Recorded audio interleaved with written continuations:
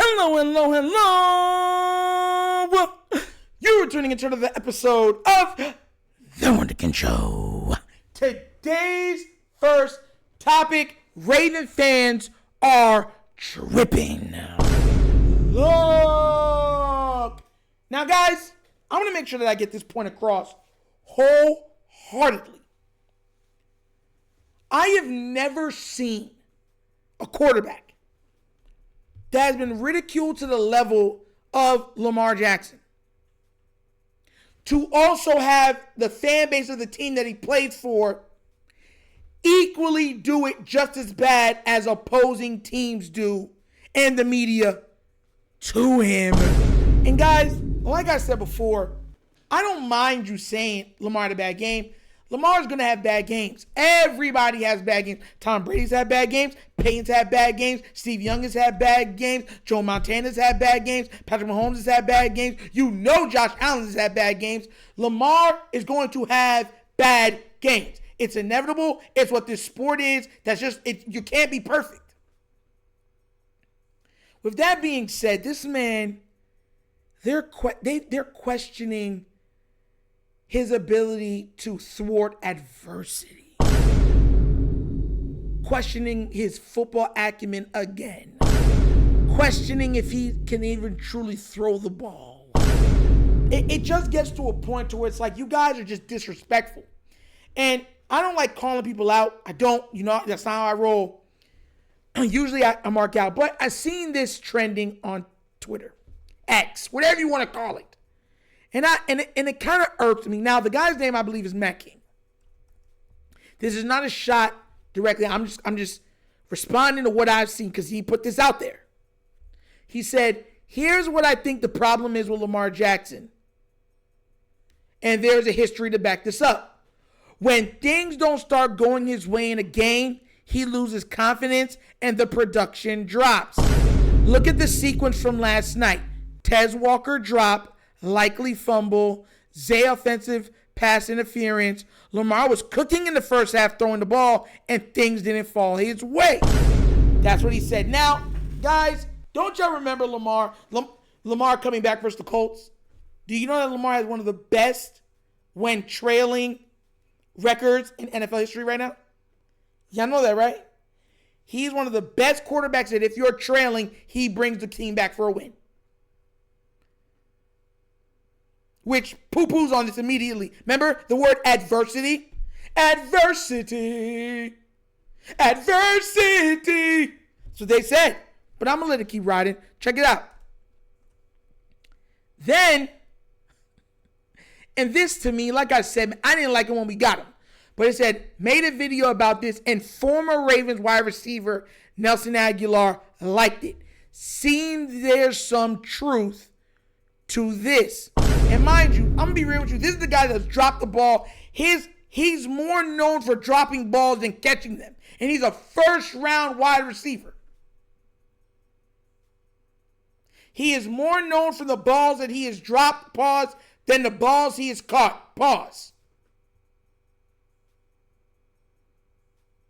And look at this. He didn't even believe what he was saying because if you read what he said, made a video about this and former Ravens wide receiver Aguilar liked it. Seems like there's some truth to this thing. Meaning he didn't even truly believe what he was saying. But now that there's a guy that came out that used to be a former Ravens wide receiver, I was like, oh, yeah, that means I got players backing me up. And to make it even worse, right, you had people doubling down. Because then you had this one lady, I do not know who she is. I believe she's a young lady. She comes out, she says, her name's B. Rita, NFL chick. She says, 100%. Oh, I'm sorry. You got a reaction. 100% how I see it. He's got to fight through the adversity, and he just doesn't do it consistently, in my opinion. Which, everybody, when they say that, they can say the most off-wall things like, yo, you're garbage, in my opinion, right? Well, I don't care about facts. I'm talking about in my opinion. And then he puts it on, he goes, he did versus the Bills, but that's the only time I've truly seen it. It's the one thing holding him back from winning a Super Bowl. Then she goes on here and says, AFC Championship game 2. Now, guys, I want to make sure that I told you I'm going to bring this full circle. even the last game, all the stuff that he pointed out, right? He forgot to put the Zay fumble also. Like, Lamar is having, while hurt, to carry this offense on his back. The players on this team are not uplifting their quarterback. They're holding him down. This is literally crabs in a barrel when it comes to the Ravens offense. If Lamar ain't picking everybody up, they're busy pulling him down. And everything is predicated on what Lamar's going to do. The run game ain't the same unless Lamar Jackson's running and making people miss. Offensive line don't look the same unless Lamar Jackson's having elite levels of escapability. Wide receivers are dropping passes, fumbling passes, and unable to make the plays that they're supposed to when Lamar can extend and they give them more time to get open. Because, 4 seconds is too much time to get open. It's not enough time to get open.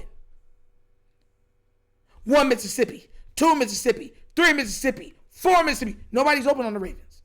You got to go. You either got to throw your check or run around and buy time for someone else to get open.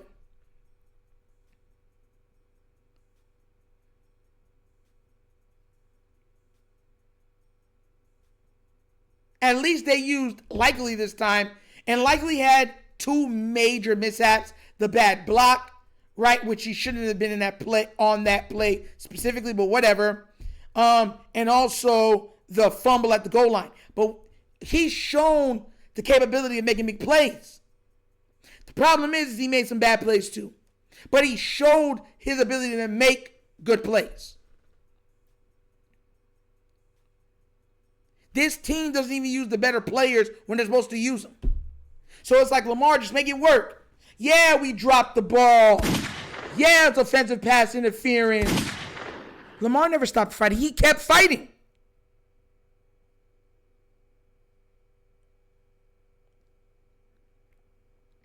He kept going, kept throwing. Come on, guys. Come on. Trying to bring, okay, come on. We got to get this back. Teammates let him down. That's what I'm trying to tell y'all. Everyone's like, well, he played bad. Listen, for everyone that doesn't understand how this works, let me explain it to you. No one's going to be perfect. It's your job that if he's playing bad, for you to pick up your quarterback, right? Even though Lamar's playing bad, he put us in position to still win. His teammates didn't do their jobs. His teammates were stopping drives. His teammates were dropping touchdowns. His teammates were fumbling the ball. His teammates weren't blocking a soul or giving pressure to the opposing quarterback. Like, bro, get out of here, bro. For all of Lamar's misses or whatever you want to say for that game, Lamar should have still put up 3 or 4 touchdowns in that game. We should have still won that game. He would have still did that. Yeah, he missed here and there, but he made a here, here, here. Same thing with the AFC Championship game. Or I'm seeing the one with the Bills. AFC Championship game 2 with Zay Flowers fumbling at the goal line. Lamar fighting to the end. All right, guys, come on. We're going to get, pulling his back. Fumble fly Zay. All right, we're going to come back. Drop by Mark Andrews. I don't want to hear, and that's my problem with y'all. Y'all don't even hold yourselves accountable for the foolishness that y'all say. Y'all just talk and then talk amongst each other, then spew that talk all over the internet so more people and haters can talk. And then when anybody talks against you about the foolishness you're saying, wow, you're a Lamar fan. No, I'm a Raven fan that understands. You've already seen how bad this team looks like without him. Have you not? What, you need to be reminded? See what I'm saying? Stupidity at its finest. Matter of fact, hold on, you know I gotta give him that black hand side too. Give you a little bit of that hue. It's nasty work. Nasty work. But what do you guys think? Are you tired of Raven fans belittling, attacking Lamar Jackson?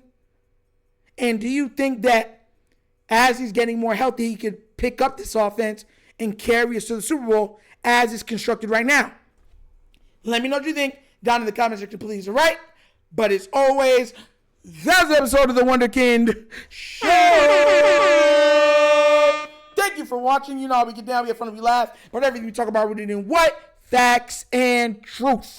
Please do remember to like, subscribe, hit that notification bell, leave a comment in all of the comments. If you haven't already done so already, check out the Wunderkind Morning Show live Monday through Thursdays, 9:30 to 10:30 a.m., where we touch on all topics of sports, break down sports culture, pop culture, a little bit of nostalgia trivia, right?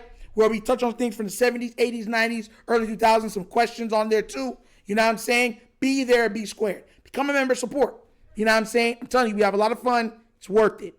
Ask anybody that's there. It's worth it. All right? Also, if you'd like to donate to either one of the channels, The Wunderkind Show or The Wunderkind Morning Show, bottom of the screen, QR code. QR code is to a Cash App. Cash App located in the description of every video that we do. Name of it is money sign, The Wunderkind Show. Super easy. But that's the episode of The Wunderkind Show. This show is Nigel signing off. And as always, guys, you know my slogan. Peace. And I am out of here. Huh? Yerp. Finish him, Daddy.